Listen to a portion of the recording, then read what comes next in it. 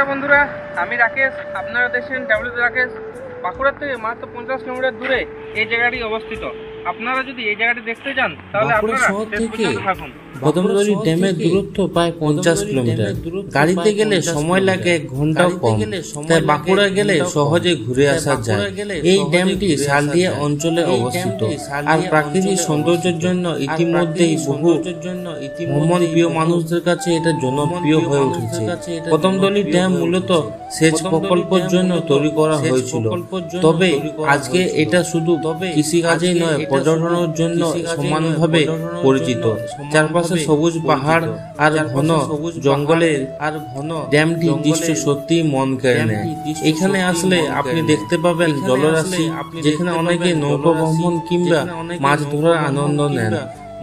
শীতকালে কিংবা ছুটির দিনে এই জায়গাটি প্রচুর মানুষ পিকনিক করতে আসেন।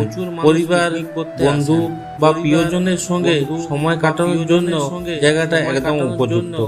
প্রাকৃতিক প্রেমীদের জন্য কদমতলী ড্যাম এক অসাধারণ ডেস্টিনেশন। দূরে পাহাড়, চারপাশে সবুজ বন্যালী আর মাঝে নীল জলের সৌন্দর্য, সব মিলিয়ে এক টুকরো শান্তির স্বর্গ। আপনারা যদি কখনো বাঁকুড়া আসেন তবে অবশ্যই ঘুরে দেখেন পারেন এই কদমতলী ড্যাম।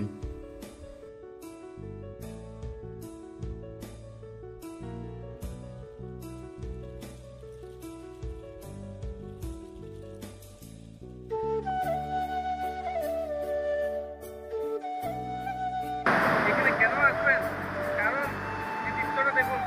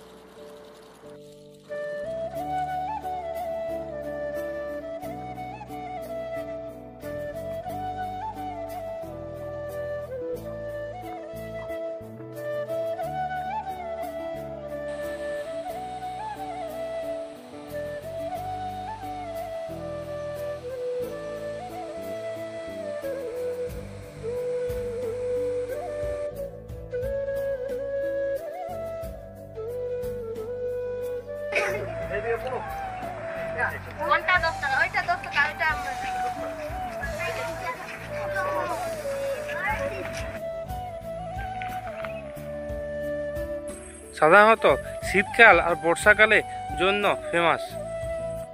কদমতলী ড্যামের ঠিক পাশে এক আছে ফুলবাগান। এখানে আসতে কোনো টাকা লাগে না।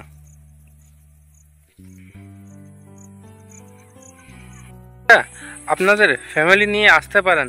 সাধারণত পিকনিক স্পট এই জায়গাটি সব থেকে বেশি হয়। বর্ষাকালে এই ড্যাম খুবই সুন্দর হয়।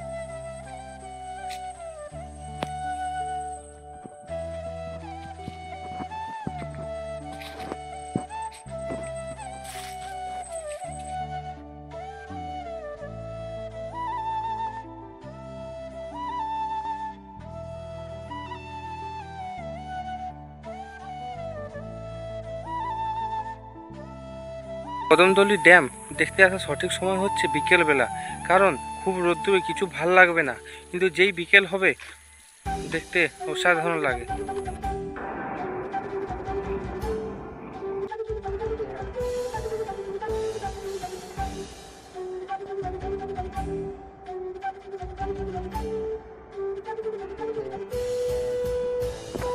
কদমতলীর ওয়াচ টাওয়ারে এইখান থেকে আমার পিছনে জাস্ট আপনারা ভিউটা দেখুন।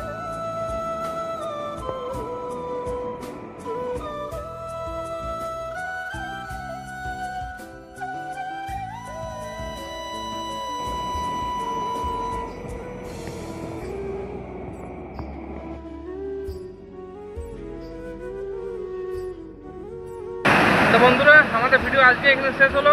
যদি আপনাদের ভালো লাগে অবশ্যই আসবেন। আরেকটা জিনিস, লাইক কমেন্ট সাবস্ক্রাইব করতে ভুলবেন না। দেখা হচ্ছে নেক্সট ভিডিওতে।